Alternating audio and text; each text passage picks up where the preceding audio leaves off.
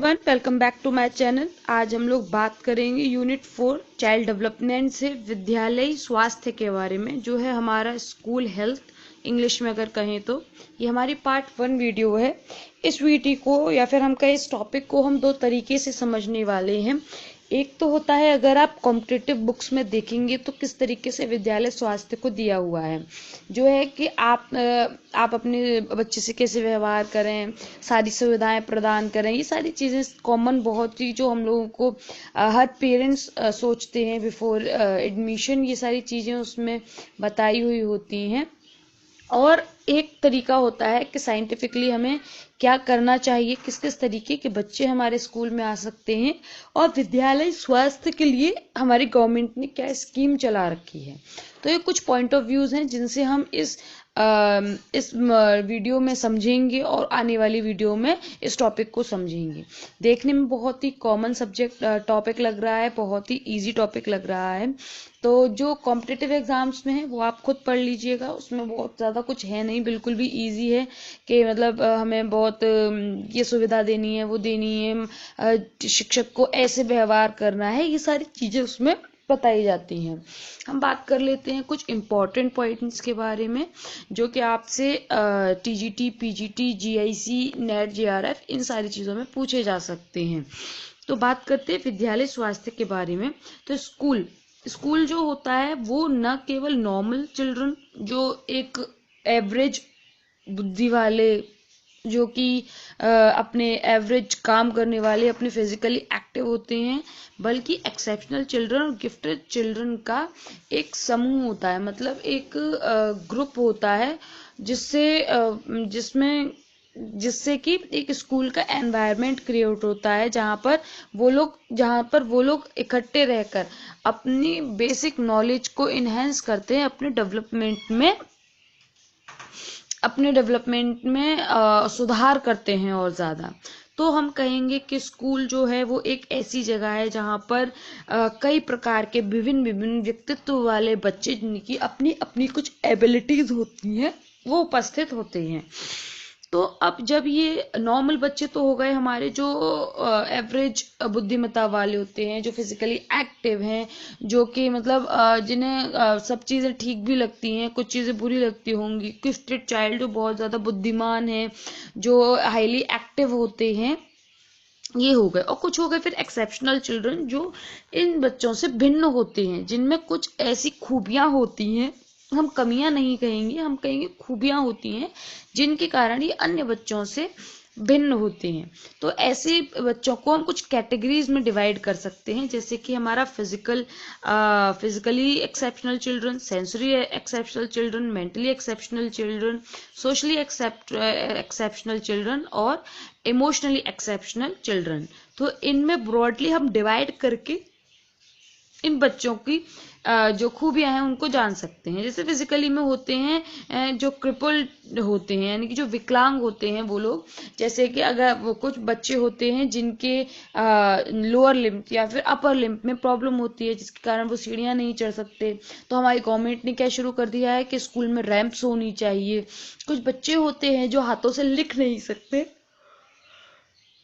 उनके लिए आपको अलग से जो आपका राइटर होता है वो प्रोवाइड किया जाता है एग्जाम्स के दौरान में। कुछ बच्चे ब्लाइंड होते हैं तो उनको ब्रेल लिपि के थ्रू पढ़ाया जाता है, नहीं तो उनको रीडर्स प्रोवाइड किए जाते हैं और उनको रिकॉर्डेड टेप्स स्कूल्स में प्रोवाइड किए जाते हैं। उसके बाद आते हैं सेंसरी एक्सेप्शनल चिल्ड्रन, जो होते हैं उनको ऑडिटरी यानी कि सुनने की, विजुअली यानी कि देखने की, कम्युनिकेशन यानी कि बोलने की प्रॉब्लम होती हैं। ये बच्चे या तो जैसे बोलने में हिचकते हैं, या फिर वो उनकी बोलने में तुतलाते हैं। उनको देखने में ब्लाइंड हो सकते हैं, पार्शली ब्लाइंड हो सकते हैं, या फिर ऑडिटरी यानी कि उनको सुनने में प्रॉब्लम हो सकती है, ऊंचा सुन सकते हैं या फिर बिल्कुल नहीं सुनते हैं। तो ये सारे एक्सेप्शनल चिल्ड्रन की कैटेगरी में आते हैं। फिर आता है आपका mentally exceptional children. Mentally exceptional में एक तो मेंटली रिटार्डेड होते हैं और दूसरा हमारा आता है गिफ्टेड चिल्ड्रन। मेंटली में दो पार्ट होते हैं इसके, एक तो मेंटली रिटार्डेड और दूसरा होता है हमारा गिफ्टेड चिल्ड्रन। ये हमारे दो टाइप होते हैं। मेंटली रिटार्डेड में जैसे कि एजुकेबल, जिन्हें हम पढ़ा सकते हैं, जिनको दूसरा होता है ट्रेनेबल, जिनको हम ट्रेनिंग प्रोवाइड कर सकते हैं, उनकी बेसिक जो क्रियाएं होती हैं उनको पूरा करने, जैसे टॉयलेट जाने के लिए, खाना खाने के लिए, बेसिक्स पढ़ने के लिए, इनको हम ट्रेंड करते हैं, उनको एजुकेट नहीं करते हैं। फिर होता है हमारा कस्टोडियल, वो बच्चे जो सिर्फ बिस्तर पर रहते हैं, जिनको पढ़ाया नहीं जा सकता, जिनको ट्रेंड नहीं किया जा सकता, बल्कि उनकी आवश्यकताएं कोई व्यक्ति और पूरा करता है, जिनको केयर की बहुत ज्यादा जरूरत होती है, वो कस्टोडियल में आते हैं। फिर आता है हमारा सोशली एक्सेप्शनल चिल्ड्रन, जो कि एडजस्टेबल, मतलब एक होते हैं सोशली एडजस्टेबल, दूसरे होते हैं मेल एडजस्टेबल, तीसरे होते हैं डिप्राइव्ड चिल्ड्रन। एडजस्टेबल जो कि थोड़े से मतलब चेंजेस के साथ में, थोड़े से ना नुकुर के बाद में वो एक्सेप्ट, अपने आसपास हो रही चीजों को एक्सेप्ट करने लगते हैं। मेल एडजस्टेबल वो बच्चे जो कि अच्छे से एडजस्ट नहीं हो पाते हैं आपके एनवायरनमेंट में, और जिनको बहुत प्रॉब्लम होती है, जैसे कि ऑटिज्म वाले बच्चे हैं, वो आप उसको हक करेंगे, उनसे बात करने की कोशिश करेंगे, वो आपको पसंद नहीं करेंगे। ये सारे जो आपकी प्रॉब्लम्स थी, जैसे कि आपकी स्पाइना बिफिडा थी, आपकी मस्कुलर डिस्ट्रॉफी थी, ये सारे ही टाइप के जो बच्चे होते हैं, कलर ब्लाइंडनेस वाले बच्चे, ये इन्हीं कैटेगरीज में लायक करते हैं, इसलिए उनको पहले वहां पढ़ाया गया, और अब आपको ये कैटेगरी समझ आसानी से आ जाएंगी कि कौन से बच्चे किस कैटेगरी में लाए करेंगे। तो जो मेल एडजस्टेड हैं, जैसे कि आपके ऑटिज्म वाले बच्चे हैं, तो उनको पढ़ाना डिफिकल्ट होता है, और उनको अपनी सोसाइटी में एडजस्टमेंट करवाने में प्रॉब्लम आती है। फिर होता है हमारे डिप्राइव्ड चिल्ड्रन, वो बच्चे जो कि किसी से मिलते नहीं, किसी से बात नहीं करते, बिल्कुल अलग रहते हैं, एंटी सोशल बिहेवियर शो करते हैं, वो डिप्राइव्ड होते हैं, मतलब कि वो सबसे अलग और अलग थलग से रहते हैं, वो सोशली एक्सेप्शनल चिल्ड्रन होते हैं। फिर होता है इमोशनली एक्सेप्शनल चिल्ड्रन, जो एक होता है जिसमें साइकोटिक, और दूसरा होता है न्यूरोटिक। साइकोटिक जो कि मानसिक रूप से भिन्न होते हैं, न्यूरोटिक जिनमें न्यूरॉन्स की कोई प्रॉब्लम होती है, वो बच्चे। तो इस तरीके से हम एक्सेप्शनल चिल्ड्रन की चार्ट को समझ चुके हैं, और इसमें कौन सी बीमारी वाले बच्चे कहाँ पर आएंगे वो आप मुझे कमेंट सेक्शन में बताएंगे। जैसे कि फिजिकली अगर किसी भी कोई एक्सेप्शनल चाइल्ड है, तो फिर आप उस कौन सी बीमारी को उसमें अगर रखेंगे, जैसे फिजिकली में हम कह सकते हैं मस्कुलर डिस्ट्रॉफी आएगा, सेंसरी वाले में आपकी कलर ब्लाइंडनेस आ जाएगी, और मेंटली में अगर हम बात करें तो मेंटली में आपका ऑटिज्म आ सकता है, सोशली में भी आपका ऑटिज्म आ सकता है, फिजिकली में आपका सेरेब्रल पाल्सी आ सकता है। ऐसे ही जो आपको जितनी भी प्रॉब्लम्स अभी तक हमने बताई हैं, वो आप हमें बताएंगे कि कौन सी बीमारी किस में आती है, ये आप मुझे कमेंट सेक्शन में जरूर बताएंगे। इससे क्या होगा, एक तो आपको जो कॉन्सेप्ट है उसकी क्लैरिटी हो जाएगी, दूसरा आपके पास आपके नोट्स में ये भी चीज तैयार हो जाएगी, आपसे पूछा जा सकता है कि ये बीमारी कौन सी कैटेगरी में लाया करती है। तो यहाँ आप कमेंट सेक्शन में मुझे बताएंगे, और अपनी नोटबुक में भी नोट डाउन करेंगे अपने आप।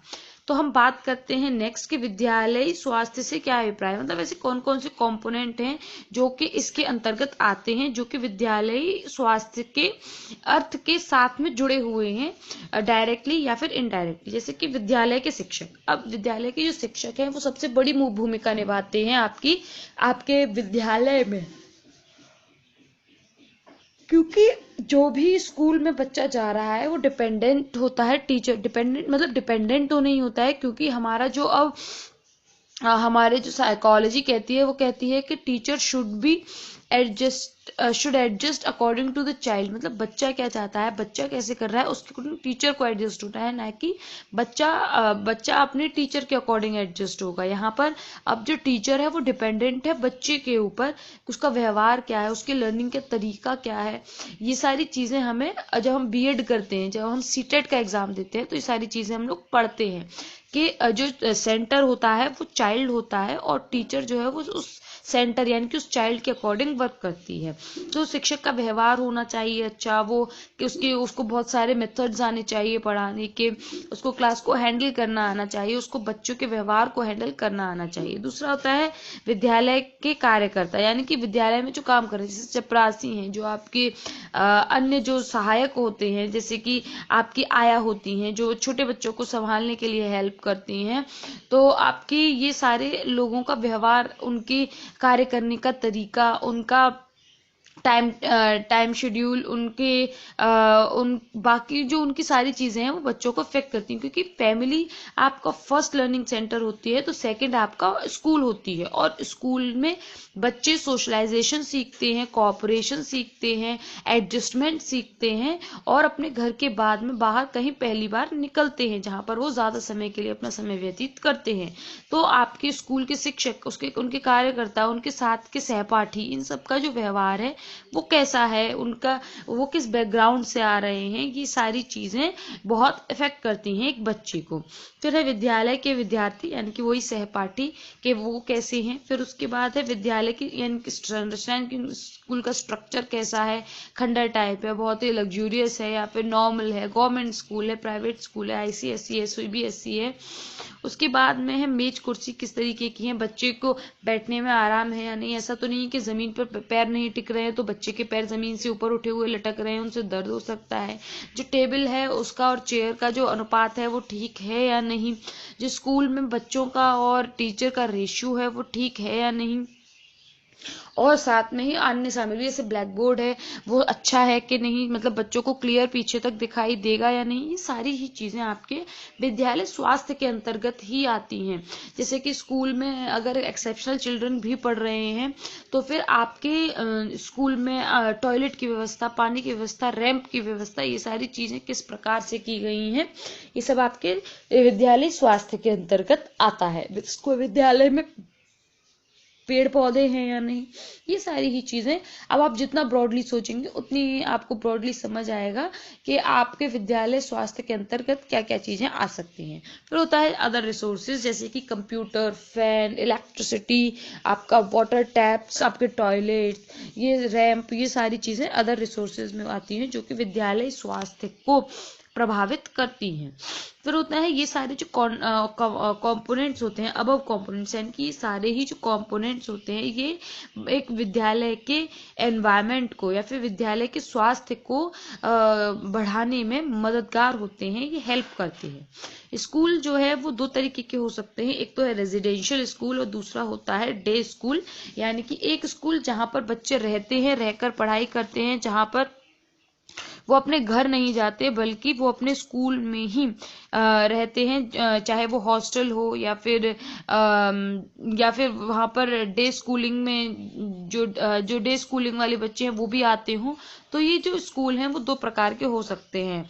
यहाँ पर बच्चा जो है वो अपनी पढ़ाई पर, अपनी डिसेबिलिटी पर, अपनी जो प्रॉब्लम है उस पर ज्यादा अटेंशन पे कर पाता है, ज्यादा टाइम दे पाता है, अपने ही जैसे ग्रुप के बच्चों के साथ में रहता है तो एडजस्टमेंट जल्दी करना सीख जाता है। वो अपनी जो सोसाइटी होती है वहां पर कैसे उसको एडजस्ट करना है वो सिखाया जाता है। वो अपने रिलेशनशिप को खुद से मेंटेन करना सीखता है, क्योंकि वहां उसको पेरेंट्स नहीं मिलते हैं जो उसके फ्रेंड्स, अपने टीचर्स के साथ में एडजस्टमेंट सिखाते हैं, उसकी साइड लेंगे। फिर उसके बाद आता है आपका डे स्कूल। डे स्कूल जहां पर बच्चे केवल एक दिन में पढ़ने के लिए जाते हैं, थोड़ी देर के लिए मिलते हैं, जो कि एक आपका फॉर्मल रिलेशनशिप होता है, जहां पर इस डे स्कूल में आपके एक्सेप्शनल और नॉर्मल चिल्ड्रन दोनों हो सकते हैं। ये हमारे दो टाइप के स्कूल हो सकते हैं। विद्यालय में सामान्य व स्पेशल, यानी कि स्पेशल चाइल्ड और नॉर्मल चाइल्ड दोनों हो सकते हैं। इन्हें पढ़ाने के लिए कुछ एजुकेशनल मेथड यानी कि कुछ पद्धतियां प्रयोग की जाती हैं, जैसे कि मेन स्ट्रीमिंग। ये टर्म्स आपने सभी ने सुने होंगे। मेन स्ट्रीमिंग है, इंक्लूजन एजुकेशन है, IEP है यानी कि इंडिविजुअलाइज्ड एजुकेशन प्रोग्राम, या फिर कोऑपरेटिव लर्निंग। ये सारे जो आपके मेथड्स हैं वो यूज किए जाते हैं। इन सभी मेथड्स को हम यूज करते हैं अकॉर्डिंग टू द चिल्ड्रंस, यानी कि बच्चा कैसा है, वो किस प्रकार का है, और हमारी क्लास में किस प्रकार के भिन्न भिन्न प्रकार के बच्चे हैं। तो उन सभी की लर्निंग को बिना प्रभावित करते हुए हमें उन्हें ज़्यादा से ज़्यादा अच्छी चीज़ें सिखानी है। तो मेन स्ट्रीमिंग में हमारा होता है कि ये मेन स्ट्रीमिंग एक ऐसा अध्ययन प्रक्रिया होती है जिसमें बच्चे की प्राइमरी प्लेसमेंट किया जाता है, मतलब प्राइमरी हम उसको चीज़ें सिखाते हैं, लेकिन कुछ समय के लिए ही हम इसमें मेन स्ट्रीमिंग में रखते हैं। ये स्टूडेंट जो होते हैं वो स्पेसिफिक क्लास में जाते हैं, स्पेसिफिक टाइम पर जाते हैं, मतलब इसमें एक्सेप्शनल और नॉर्मल दोनों चिल्ड्रन होते हैं।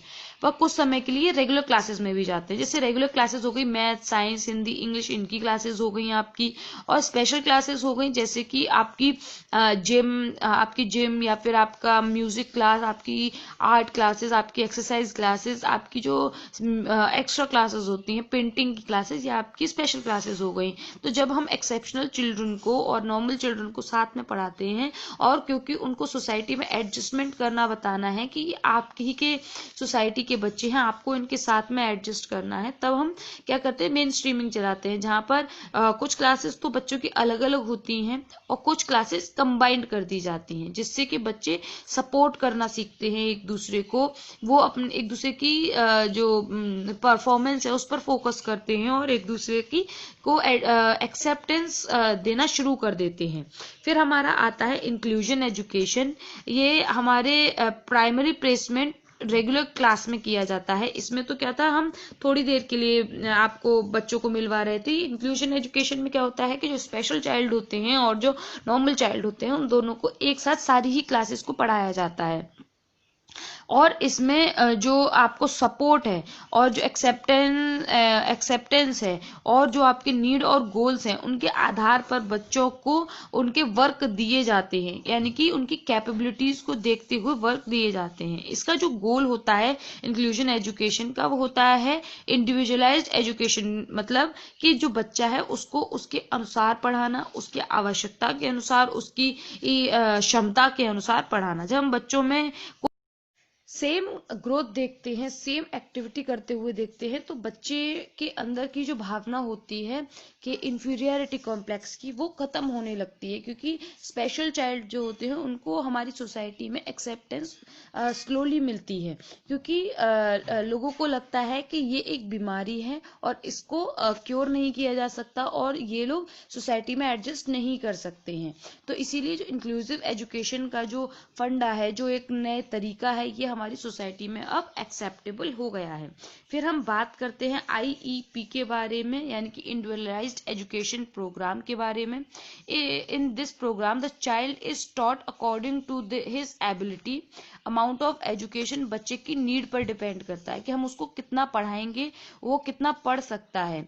इसमें जो डायरेक्शंस हैं वो बच्चे की कैपेबिलिटीज को देखते हुए दिए जाते हैं, यानी कि ऐसा नहीं है कि पहले एक सिलेबस को कंस्ट्रक्ट कर लिया उसके बाद में बच्चे को उसको थ्रू आउट ईयर पढ़ना है, बल्कि जो IEP होता है उसमें हम बच्चे को देखते हैं, फिर उसके अकॉर्डिंग अपने सिलेबस को कंस्ट्रक्ट करते हैं कि ये कितना कर सकता है और कितना कर पाएगा, ताकि इसके अंदर एक हीन भावना ना आए और बच्चा जो है वो अपनी एजुकेशन की बेसिक जो नीड्स हैं उनको फुलफिल कर पाए।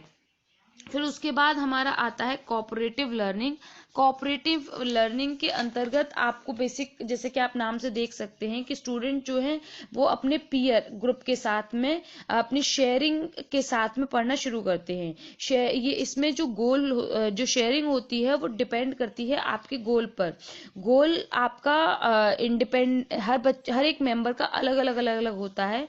इसमें एक जो नॉर्मल बच्चा होता है वो स्पेशल चाइल्ड के साथ में क्लब कर दिया जाता है, यानी कि मिला दिया जाता है। इससे क्या होता है कि आपका एक तो फेस टू फेस इंटरेक्शन होता है नॉर्मल चाइल्ड का और स्पेशल चाइल्ड का। इसमें हर इंडिविजुअली अकाउंटेबिलिटी हो जाती है बच्चे की, मतलब जो नॉर्मल चाइल्ड है उसको पता होता है कि हमारी ये जिम्मेदारी है कि हम अपने पेयर को, हम अपने साथी को किस तरीके से डील करें, किस तरीके से हैंडल करें, किस तरीके से मतलब उसके साथ व्यवहार करें कि हमारा जो पेयर है वो अच्छी तरीके से अच्छा परफॉर्मेंस दे पाए। इसमें सोशल स्किल्स भी डेवलप होती हैं और जो हमारी ग्रुप प्रोसेसिंग है वो शुरू हो जाती है, क्योंकि बच्चे एक दूसरे की कमियों को एक्सेप्ट करते हैं, कनेक्टिविटी आती है और इन लोगों में बातचीत करने के मौके ज़्यादा बढ़ते हैं। इसमें पॉजिटिव इंटरेक्शन शुरू हो जाते हैं बच्चों के अंदर।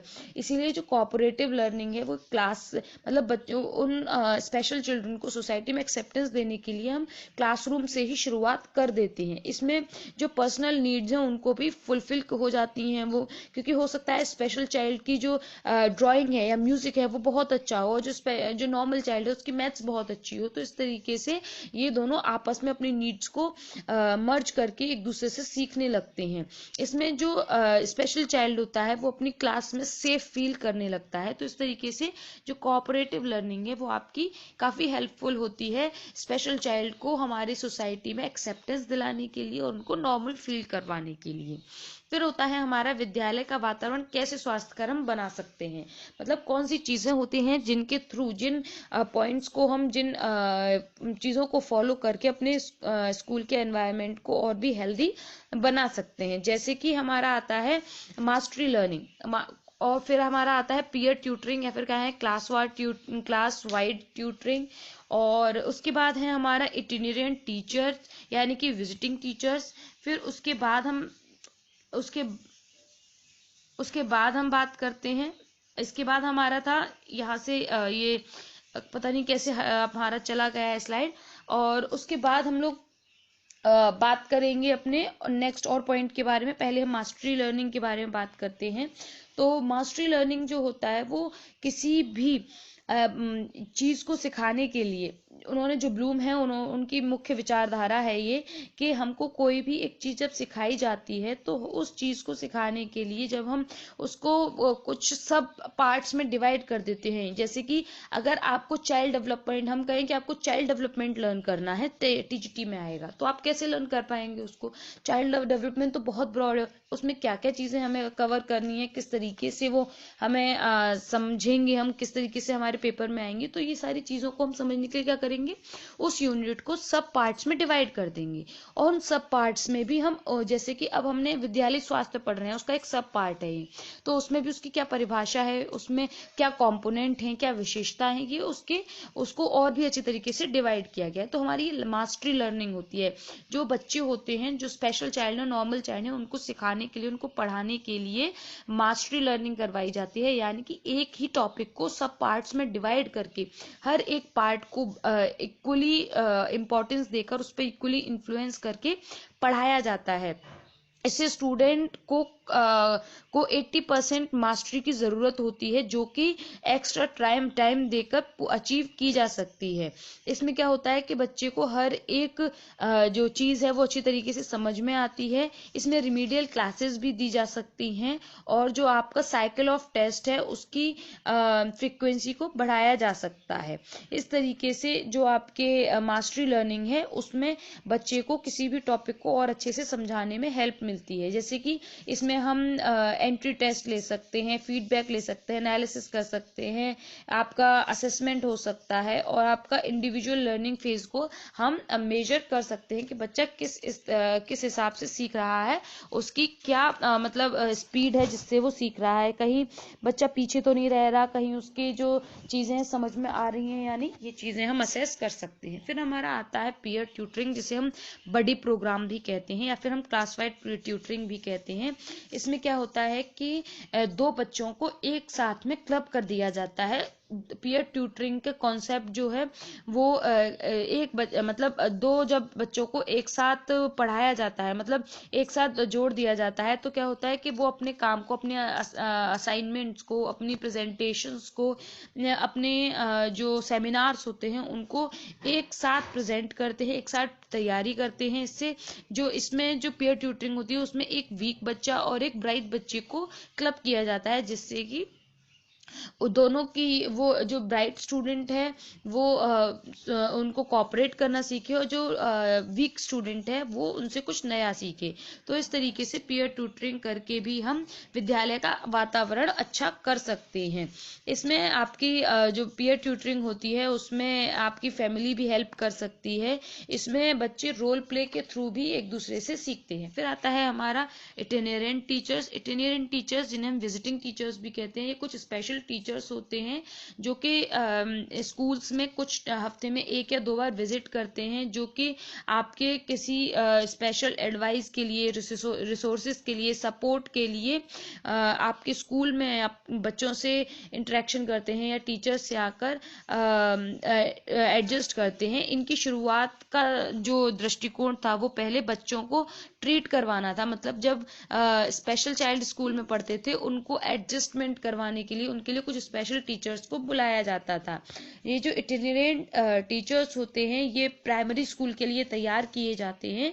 ये ब्लाइंड जो चाइल्ड होते हैं उनको जैसे कि ब्रेल सिखानी है तो ब्रेल लिपि सिखाने के लिए उनको बुलाया जाता है। तो इस तरीके के कामों के लिए इटिनेरेंट टीचर या फिर कहें हम विजिटिंग टीचर्स जो हैं, जो कि रेगुलर नहीं पढ़ाते एक स्कूल में बल्कि अलग अलग जगह पर जाकर अलग अलग स्कूल्स में अलग अलग बच्चों को विभिन्न विभिन्न समय पर हैंडल करते हैं, वो हमारे इटिनेरेंट टीचर्स होते हैं। फिर हमारा आता है रिसोर्स रूम। जो रिसोर्स रूम होता है वो आपके स्कूल में एक ऐसी जगह होती है जहां पर जो कि क्लास से अलग होता है और रेगुलर स्कूल्स में भी मिलता है। इसमें डिसेबल्ड चिल्ड्रन जो होते हैं या फिर उनको उनकी रिसोर्सेज जैसे कि उनको ब्रेल सिखाने के लिए या फिर उनको म्यूजिक पसंद है तो म्यूजिक सिखाने के लिए या फिर ड्राइंग सिखाने के लिए, उनको लिंग्विस्टिक प्रॉब्लम है तो उनकी वोकेबलरी को ठीक करने के लिए, उनकी लिंग्विस्टिक प्रॉब्लम्स को ठीक करने के लिए चीज़ें होती हैं जहाँ पर आपकी रिमीडियल क्लासेस भी हो सकती हैं।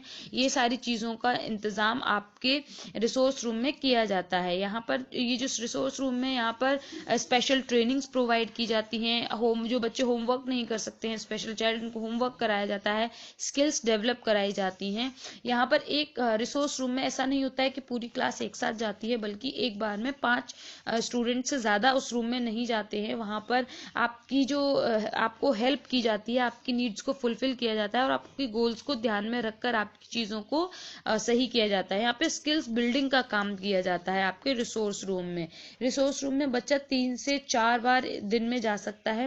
जैसे कि हम कहें कि 45 मिनट्स इन अ डे वो वहाँ पर स्पेंड कर सकता है। ये जो रिसोर्स रूम होते हैं इसमें जो रिसर्चर्स भी होते हैं कुछ, जो कि अपनी रिसर्च को कंप्लीट करते हैं, जहाँ पर वो ऑब्जर्वेशंस कर सकते हैं और बच्चों के ग्रोथ और डेवलपमेंट को चेक करते हैं। और जो स्पेशल चाइल्ड होते हैं जिनको अलग से पढ़ने की, अलग से सीखने की ज़रूरत होती है, उनको वहाँ पर रखा जाता है। इसीलिए हर स्कूल में रिसोर्स रूम होना चाहिए जिसके थ्रू जो बच्चे की प्रॉब्लम्स हैं उनको कम किया जा सके और उनको पढ़ाया जा सके, उनकी जो बाउंड्रीज हैं उनको ख़त्म किया जा सके। तो और फिर उसके बाद हम बात करते हैं कि बच्चों को हम सॉलिटरी इंडिपेंडेंस भी सिखा सकते हैं इसके थ्रू। मतलब जो बच्चे खुद को इंडिपेंडेंट फील नहीं करते हैं तो उनको सॉलिटरी इंडिपेंडेंस सिखा सकते हैं। यहाँ पर उनको प्ले के थ्रू सिखा सकते हैं हम उनको।